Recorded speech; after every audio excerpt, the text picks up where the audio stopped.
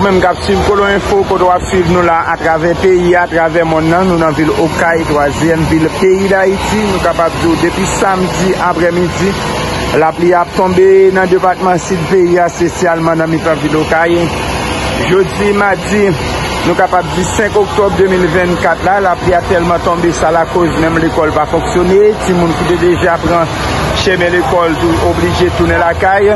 Nous avons gardé le visage là pour jeudi mardi 5 novembre 2024 là, ou même cap suivre Colon Info, qu'on doit suivre, nous avons abonner, partager, quitter, commenter par ça, ce visage là au caille pendant la pluie a tombé, nous capables de dire majorité activité au paralysé, moun qui prend la rue, c'est moun qui avec parapluie ou bien pas d'ici, il y a moun qui résigne ou prend la pluie malgré à mouiller pour avec les affaires après ça entrer la caillou.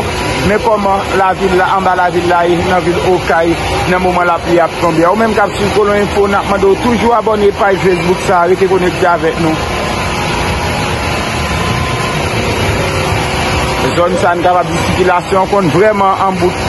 Bien embouteillage là, mais à cause de la pluie à tomber, nous recommençons circulation lui-même liée là, nous n'avons pas trop prendre la rue pendant la pluie, mais il y a quelques gens qui résident quand même avec gros parasol dans la rue.